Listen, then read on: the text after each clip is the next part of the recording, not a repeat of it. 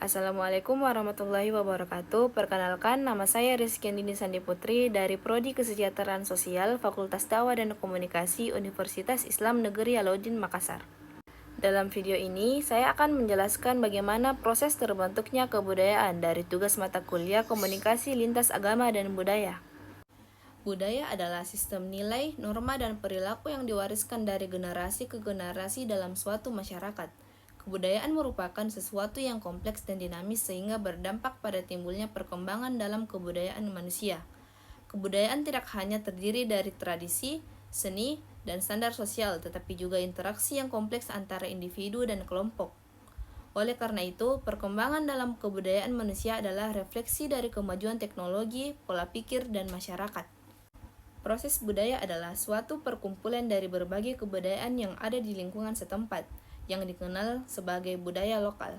Sistem sosial terdiri dari gabungan sistem sosial dan sistem budaya, dan sebagai hasilnya, sistem sosial terdiri dari sistem sosial yang mencakup hubungan sosial orang-orang yang hidup dalam masyarakat.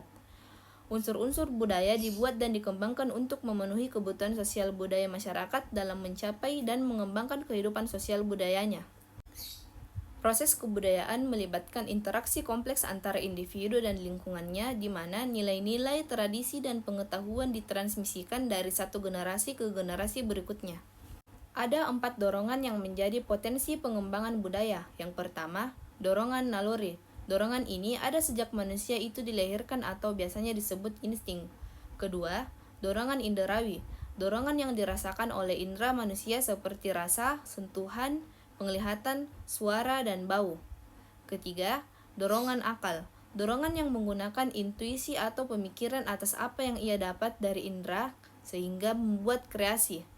Keempat, dorongan religi. Dorongan yang menggunakan alam bawah sadar sehingga ia tahu apa yang semestinya dilakukan sebagai insan Tuhan. Dengan demikian, pembentukan budaya dibagi menjadi 4 fase. 1.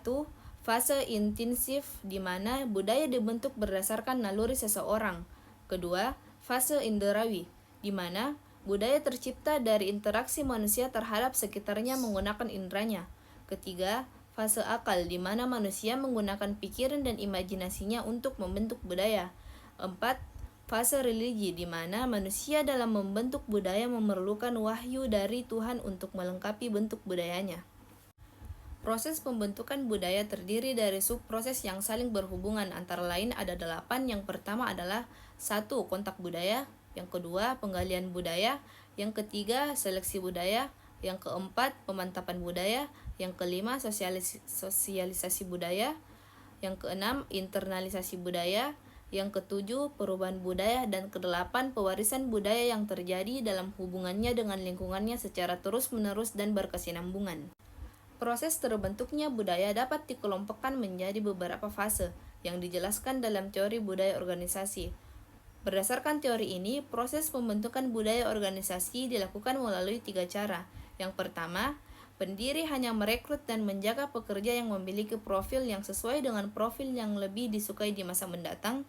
Yang kedua, melalui proses interpretasi, tim kepemimpinan mencapai konsensus tentang means dan does not mean dalam menambah atau mengurangi penekanan pada setiap kuadran.